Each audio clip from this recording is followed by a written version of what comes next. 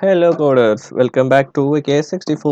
So இந்த வீடியோவில் நம்ம என்ன பார்க்க போகிறோம்னா லாஸ்ட் வீடியோவில் நம்ம மாங்கோடி ப்ளேஸ் பண்ணுற பேசிக் கமெண்ட்ஸ் எல்லாமே பார்த்தோம். மாங்கோ எஸ்ஹெச் இன்ஸ்டால் பண்ணுறது எப்படி அதுக்கு முன்னாடி வீடியோவில் பார்த்தோம். ஸோ பார்க்காதவங்க மறக்காம பார்த்துட்டு வந்துருங்க.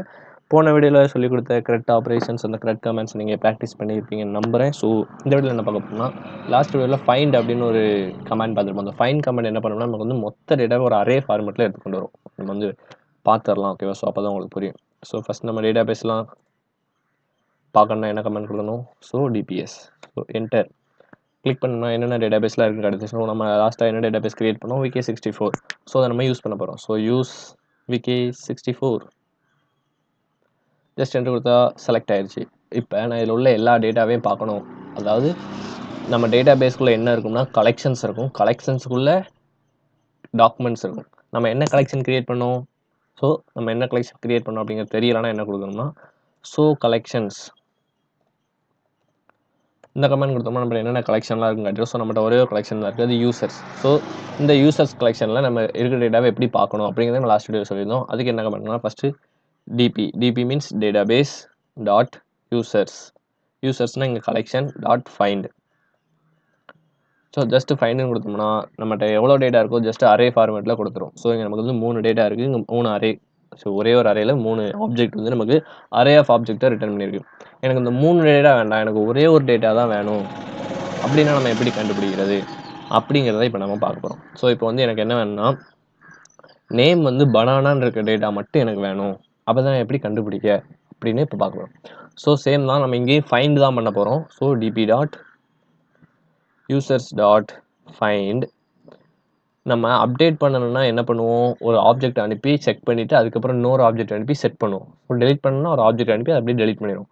ஸோ இன்சர்ட் பண்ண நினச்சாலும் ஒரு ஆப்ஜெக்ட் அனுப்பி இன்சர்ட் பண்ணிடுவோம். ஓகேவா? ஸோ இங்கேயும் அதே மாதிரி தான், நமக்கு இப்போ ஒரு ஆப்ஜெக்டை கண்டுபிடிக்கணும், ஒரு ஆப்ஜெக்ட் அனுப்பணும். ஸோ இங்கே என்ன அனுப்புகிறோம்னா நேம் கோலன் பனானா அப்படின்னு அனுப்புகிறோம். ஓகே, இப்போ நமக்கு என்ன ரிசல்ட் வந்திருக்குன்னா ஒரு அரே கிடச்சிருக்கு. ஓகே, இப்போ நமக்கு அரே தான் கிடைக்கும். எனக்கு வந்து அரே கிடைக்கக்கூடாது, ஒரே ஒரு ஆப்ஜெக்ட் மட்டும்தான் கிடைக்கணும். அப்படின்னா இப்போ நான் என்ன பண்ணுவேன் அப்படிங்கிறத பார்ப்போமா.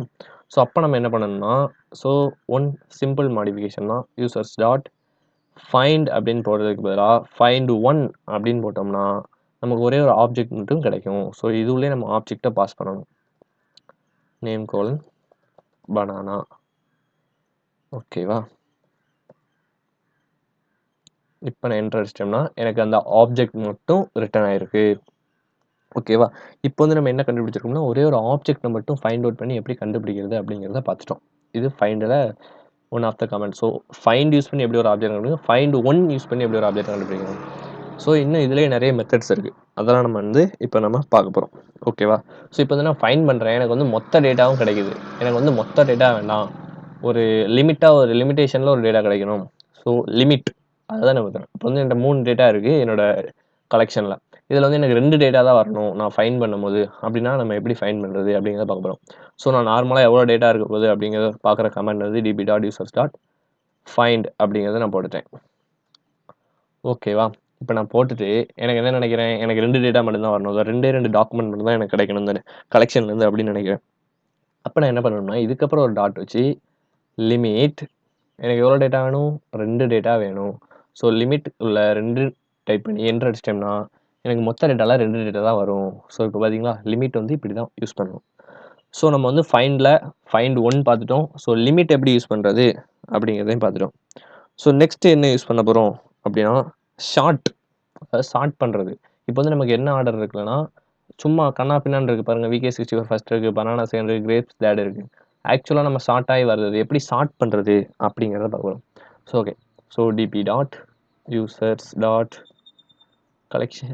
ஓகே, ஃபைண்ட் தான். ஸோ ஃபைண்ட் பண்ணும் போது தான் நம்ம வந்து என்ன பண்ண முடியுமா ஷார்ட் பண்ண முடியும்.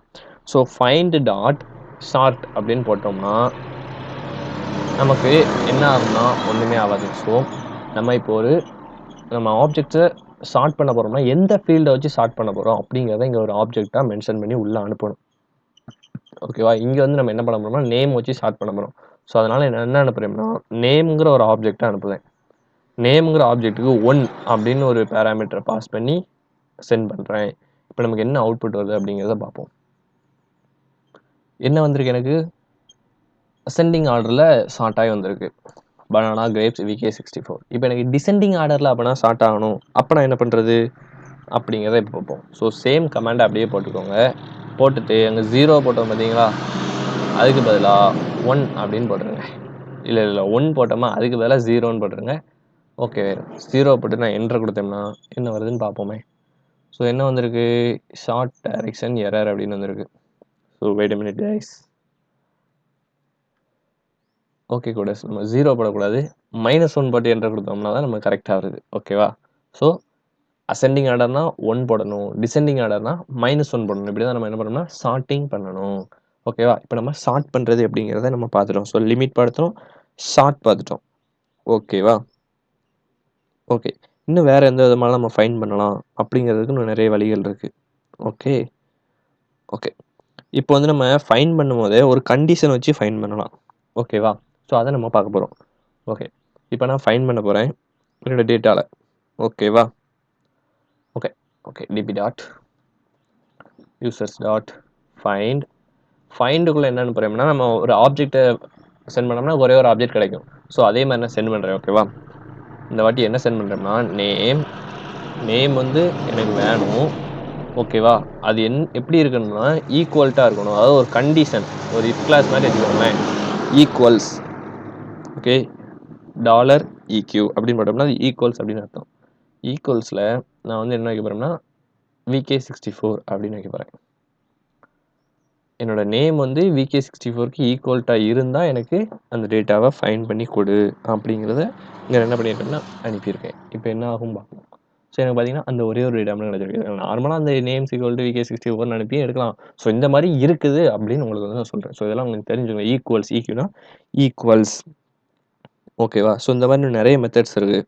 எப்படி சொல்ல, ஆண்ட் இருக்குது, அதாவது ஆண்ட் ஆப்ரேஷன் பண்ணுவோம்ல, 2 ஆப்ஜெக்ட் அனுப்பி ஆண்ட் ஆப்ரேஷன் இருக்குது. இந்த மாதிரி நிறைய ஆப்ரேஷன்ஸ் இருக்குது. ஸோ நமக்கு இந்த அளவுக்கு பேசிக்ஸ் தெரிஞ்சாலே போதும்.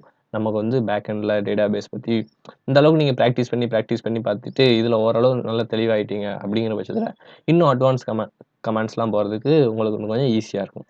ஓகேவா. ஓகே ஓகே கோடஸ், இப்போ வந்து நம்ம இவ்வளோ நேரம் பார்த்துக்கிட்டு இருந்தோம். நம்ம டேட்டா பேஸில் அதாவது நம்ம டாக்குமெண்ட், நம்ம கலெக்ஷனில் எவ்வளோ டாக்குமெண்ட் இருக்குது அப்படிங்கிற நம்ம என்ன பண்ணிட்டு இருந்தோம், விரல் விட்டு எண்ணிக்கிட்டு இருந்தோம். ஸோ அப்படி பண்ணாமல் எவ்வளோ இருக்குது அப்படிங்கிறத எப்படி கவுண்ட் பண்ணுறது அப்படிங்கிறத இப்போ பார்க்க போகிறோம். ஓகேவா. ஸோ அதுக்கு என்ன command, DP dot users dot count document. So enter அடித்தா என்ன வருதுன்னு பார்ப்போம். என்னென்னா எரர் வந்துருச்சு. ஆக்சுவலாக என்ன பண்ணணும்னா நம்ம வந்து கவுண்ட் டாக்குமெண்ட் அப்படிங்கிறதுக்குள்ளே நம்ம வந்து ஒரு வேல்யூ பாஸ் பண்ணணும். ஓகேவா. ஓகே, அதை நம்ம எப்படி பாஸ் பண்ணலாம் அப்படின்னு பார்த்தீங்கன்னா நேம் அப்படின்னு இருக்குதான்னு பார்ப்போம். ஓகேவா. ஸோ ஒரு ஆப்ஜெக்ட், அதில் நேம் கோலன் என்ன வைக்க போகிறோம்,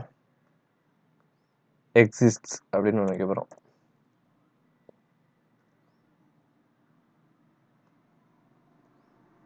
இது ஒர்க் ஆகுமான்னு தெரியல, நம்ம ட்ரை பண்ணி பார்ப்போம். So exist is not defined அப்படின்னு ஒரு எரர் வந்திருக்கு. So wait a minute guys, check பண்ணிட்டு இதை மட்டும் நம்ம கன்ஃபார்ம் பண்ணிட்டு வீடியோ முடிச்சுக்கலாம். ஓகே கூட, நம்ம என்ன தவறு செஞ்சோம்னா ஒரு எஸ் போடாமல் விட்டோம். அதான் நம்ம தெரிஞ்ச தவறு. ஸோ என்ன தவறு செஞ்சோம்னா நம்ம வெறுமனே கவுண்ட் டாக்குமெண்ட் அப்படின்னு போட்டோம். ஸோ ஆக்சுவல் கமெண்ட் என்னன்னா count documents. So count documents மட்டும் நமக்கு வந்து எவ்வளோ டாக்குமெண்ட் இருக்குது அப்படிங்கிற எண்ணிக்கையை காட்டிருக்கு. வந்து நமக்கு வந்து 3ன்னு காட்டியிருக்கு. ஓகே கூட, இப்போ வந்து நம்ம என்னெல்லாம் பார்த்தோம்னா ஃபைண்டை நம்ம எப்படி வித்தியாசமாக யூஸ் பண்ணலாம் அப்படிங்கிறத நம்ம லைட்டாக பார்த்துருக்கோம். ஸோ இதுக்கு அடுத்த வீடியோவில் என்ன பார்க்க போகிறோம் அப்படிங்கிறத சொல்லிட்டோம்னா நீங்கள் அடுத்த வீடியோக்கு எதிர்பார்த்து காத்திருப்பீங்கன்னு நினைக்கிறேன். ஸோ அப்படிலாம் இல்லை. ஓகே, அடுத்த வீடியோவில் நம்ம என்ன பார்க்க போகிறோம்னா கம்பாஸ், MongoDB கம்பாஸ், அதாவது இந்த இடத்துல ஒரு ஐக்கான் இருக்கும் பாருங்களேன், நம்ம இன்ஸ்டால் பண்ணும்போது சொல்லியிருப்போம் கம்பாஸ் அப்படின்ட்டு. ஸோ அதை எப்படி யூஸ் பண்ணுறது அப்படிங்கிறத பார்ப்போம். ஸோ அந்த வீடியோ இன்னும் கொஞ்சம் இன்ட்ரெஸ்டிங்காக இருக்கும். ஸோ இந்த கமெண்ட்ஸும் நீங்கள் மறக்காமல் ப்ராக்டிஸ் பண்ணி பார்த்துருங்க. நெக்ஸ்ட் வீடியோவில் பார்க்கலாம். ஓகே, தேங்க்யூ ஃபார் வாட்சிங்.